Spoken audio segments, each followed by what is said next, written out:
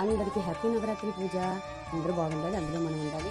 ఈరోజు మన ఇండియాలో స్పెషల్ డే అండి. ఈ రోజు నుంచి మనకి 12వ తారీఖు వరకు. కానీ మేము అలాంటివన్నీ చాలా మిస్ అవుతున్నాము.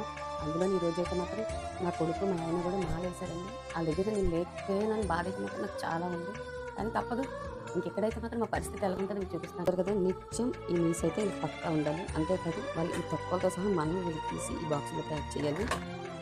ఎలా ఉంటుందంటే మేము ఉండలేమండి, మాకు పూజలు ఉన్నాయని చెప్పుకోలేని పరిస్థితి. వాళ్ళు ఏం చెప్తే చేప అంటే చేప, మాంసం అంటే మాంసం, మనం ఉండక తప్పదు.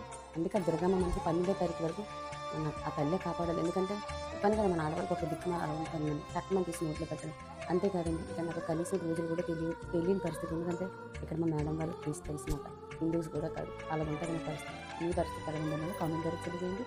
అందులో అందరికీ మళ్ళీ అందరూ బాగుండాలి, అందులో మనం ఉండాలి. అందరికీ once again happy advance Dasara, అలాగే హ్యాపీ నవరాత్రి పూజ.